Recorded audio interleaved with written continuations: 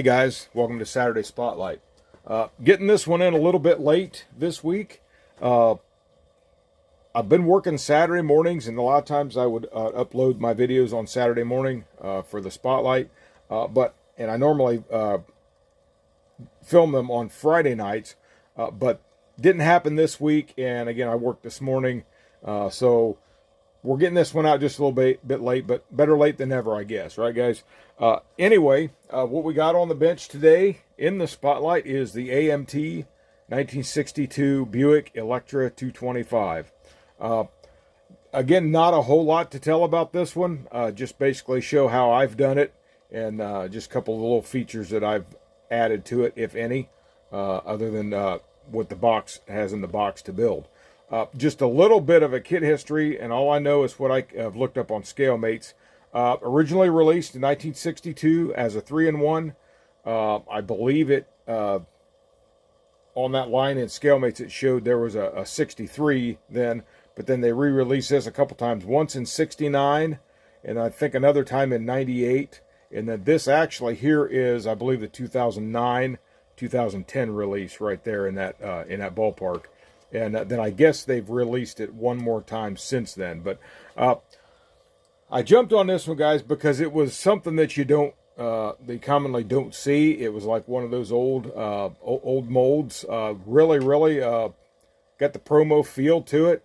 It is a screw bottom, so we're going to take a look at that here in just a little bit. But again, not a whole lot to tell. Just kind of show you how I've done it. And I actually do still have the box for this, and we'll look at that after we look at the car here. So we're going to shut this off like I normally do, move this out of the road, and we'll bring it up in here close to you. So 62 Buick, guys, nice. It's got that flair of that early 60s GM car, like with the Impala and the like. Pontiac too, I believe, had the same kind of styling. But just basically, guys, this is pretty much box stock. You'll see in a little bit, I did add some wires. Back then I was still using thread, and this one actually I did in 2013. I think it's on the bottom of the car here. We'll take a look in a minute, but just a nice styled car in my opinion. There has really still really good looking chrome on it there. It's got about 11 years on it now since I've had it built. And the paint I used on this was, I want to say it was a Rust-Oleum or Krylon. I can't remember which one it was, but I believe it was called a Coral. And again, I just painted it. I didn't, if I did, it was very light, removing flash and some mold lines. But I just basically wanted to do kind of a quick build out of the box thing, kind of get it done.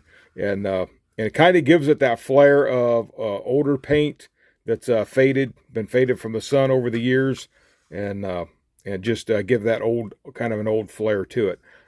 I thought about taking this one apart, being that it's not a vintage kit per se, but I don't know. I kind of like that the way it is, so I think it's probably just going to stay the way it is. If I ever want a different color or a better paint job, well, I'll just go and get me another one. But anyway, so looking at that, there's that Buick grill, and I did detail up the emblems there on the front, those Buick emblems. We'll go ahead and look at the engine, put the hood down there, and there's the V8 in that. And if my guess, I don't know these cars that well, but I did just a little bit of research before the video. That's probably the 401. I think the 401 in the Electra 225, I think it was right around 325 horsepower.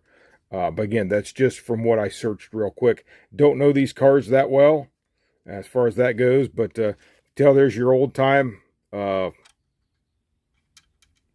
styling, I guess, mold, the way they did it back then for the screws in the bottom. Later on it was the body pins, and we're just going to take a look at that bottom now real quick. There's the screws. Actually came with the metal screws. Now they do differ from what they would have used originally, because these actually have like a almost like a built-in washer on them, and the original ones didn't have that on it. So kind of another giveaway. You could tell that it was not an original issue kit. And there it is. Let's see here. Yeah, right there. Yep, 2013. So this does have a little bit of build age on it, but it's been sitting in the cabinet in the house there since then. And I did some flocking on the interior there, if you can see that. Lighting's not there. There you go. There you can see on the back right there, and they're up in the front. So I did do some flocking on the interior. And just like I said, guys, not a terrible bunch to tell about this, other than just a pretty cool old kit. Old molds still held up really well over the years.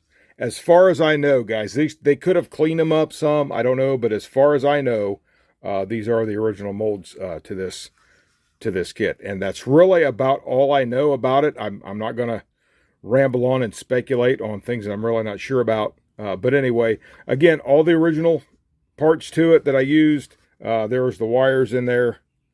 You see that? Just barely there. I used thread. Was still using thread then. That's before I started using the aftermarket stuff. But it made it work. It looked decent. Again, I just wanted a nice quick builder, something fun to do, and a nice shelf setter. So I'm going to put this back down here a minute, and we're going to go ahead and look at the box. There's the hood. I didn't bother doing the, chroming out the Buick emblem there, but there's the Buick letters there on the hood. I did do the insulation underneath there. And we'll just go ahead and look at this box. And bringing this in here, I don't believe this was ever an actual box art back in the day. But what I like about it is it's got that vintage style to it. So cool. Just the way they would have done things back then. And it just shows your features there. Okay, that's the Wildcat V8. So maybe that was 455. I don't know. You guys, GM Buick guys would know that for sure. I know I believe there was the 455 and a 401. But they're saying this is the Wildcat V8, so it might have been the bigger of the two. And then it comes with a Continental kit if you choose. A couple little accessories. You got a chrome brake drum, and then scissors jack, and a little package tray mascot stuffed elephant there. And then that's some cool box art of the custom pieces on the back end, the treatment there. And then just some more features there.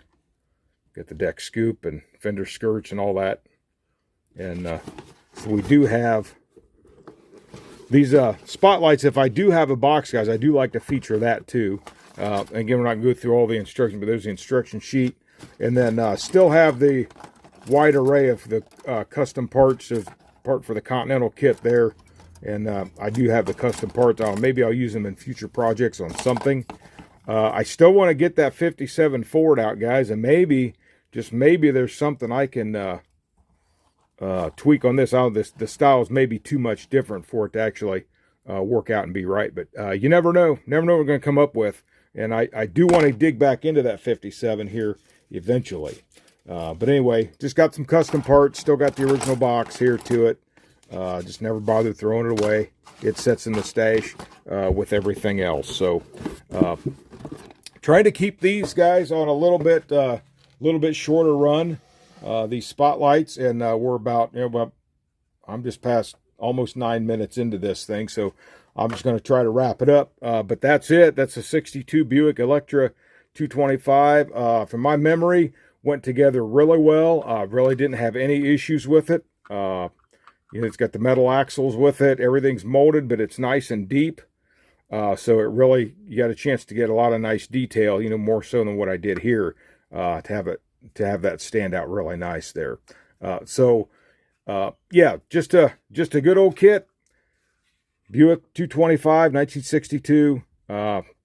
Just remind us of that awesome automotive history that we have here, and they passed it on to us in the kit form. So with that, guys, nothing else on it. So I'm not gonna carry on. So if you guys like the video, give me a thumbs up.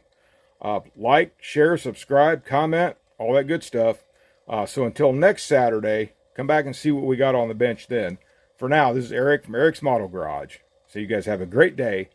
God bless you, and happy modeling.